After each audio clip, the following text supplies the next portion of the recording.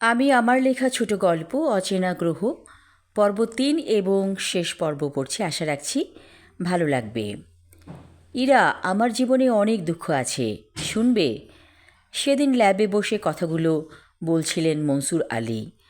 তবে কথাগুলো এখানে বলবো না। আমার সাথে তুমি একদিন আউটিংয়ে যাবে, সেখানে নিরিবিলি বসে সব কথা বলবো।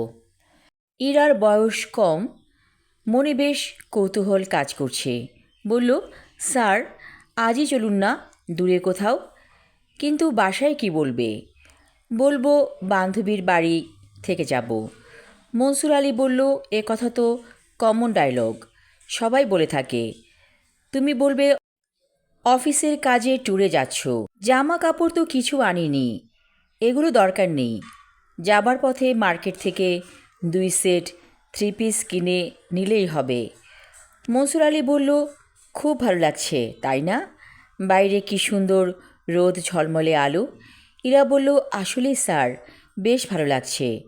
নাও, এই চকলেটটা খাও, দেখবে আরও ভালো লাগবে। ইরা চকলেট মুখে পুরতেই একটা ধাক্কা খেলো যেন, মাথাটা চক্কর দিয়ে উঠল। গাড়ি কতক্ষণ চলেছিল জানে না ইরা।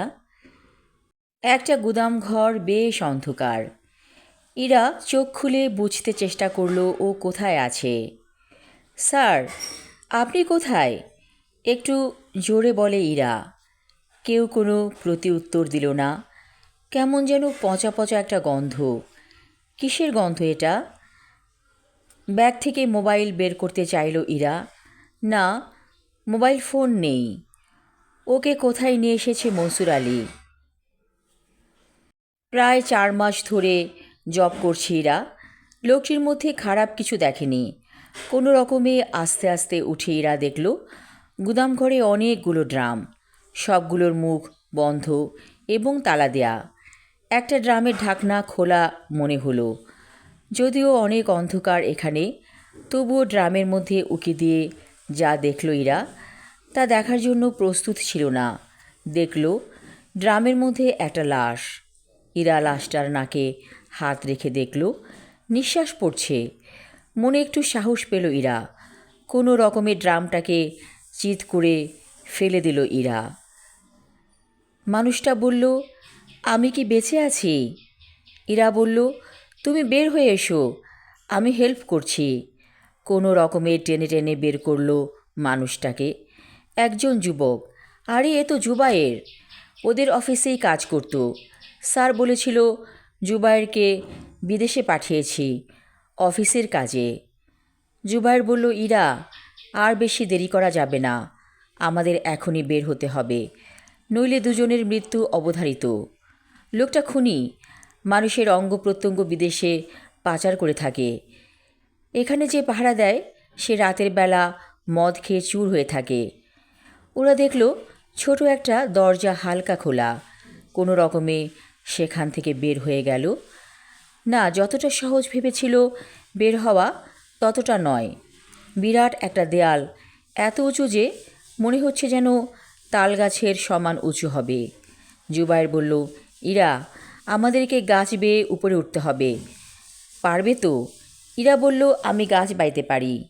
ওরা আম গাছে উঠে দেয়ালের উপর উঠে এলো। সেখান থেকে লাফ দিল। ভাগ্য ভালো যে একটা খড়ের গাদা ছিল পাশে, সেখানেই ঝাঁপ দিয়ে লাফিয়ে পড়ল দুজনে। এখন অনেক রাত, আমাদেরকে মেইন রোডের দিকে যেতে হবে, বলে জুবায়ের। এখানে আমি আগেও এসেছিলাম, পথঘাট ভালোভাবেই চিনি, কিন্তু কোনো দিন বুঝতে পারিনি স্যারের কী কাজ ছিল। মানুষ মানুষকে এভাবে বোকা বানাতে পারে, ভাবা যায়, বলে জুবায়ের। লোকটাকে পুলিশের ধরে দিতে হবে, বলে ইরা। জুবায়ের বলল, তা তো হবে, তবে মনে হচ্ছে এই চক্রটি যেহেতু ইন্টারন্যাশনাল চক্র, ওদের নেটওয়ার্ক অনেক বড়, আমাদের ধীরে ধীরে পদক্ষেপ নিতে হবে। আচ্ছা, তোমাকে ড্রামে রেখেছিল কেন? মেরে ফেলার জন্য, বলে জুবায়ের। আমার নাকে ফরমালিন দিয়েছিল, তবে আমি খুব নড়াচড়া করছিলাম বলে ফরমালিন বেশি করে দিতে পারেনি। ওরা দেখলো একটা বাস যাচ্ছে। জুবায়ের হাত দিয়ে বাসটাকে ইশারা করলো। বাসটা যখন থামলো তখন দুজনেই উঠে পড়ল বাসে। আপনারা কোথায় যাবেন? বলে কন্ডাক্টর। ওরা কিছু বলল না। একটা খালি সিট পেয়ে দুজনেই বসে পড়ল।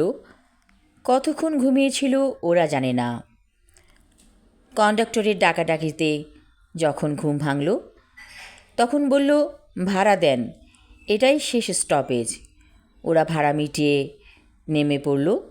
ভাগ্য ভালো যে জুবাইরের পকেটে মানিব্যাগটা ছিল। ইরা, আমরা কিছুদিন গা ঢাকা দিয়ে থাকব, পরে পুলিশকে সব জানাবো। ইরা বলল, ঠিক আছে। জুবায়ের বলল, ইরা, আমাদের মধ্যে কি কোনো সম্পর্ক হতে পারে না? ইরা বলল, সারা জীবন থাকব তোমার সাথে। আমার কি মনে হচ্ছে জানো জুবায়ের, আমরা যেন ভুল করে কোনো অচেনা গ্রহে ঢুকে পড়েছিলাম। আবার পথ চিনে চিনে বের হতে পেরেছি। ভোর হতে শুরু করেছে। ভোরের মিষ্টি বাতাস নতুন জীবনে প্রবেশ করার হাতছানি দিয়ে যেন ডাকছে ওদের দুজনকে।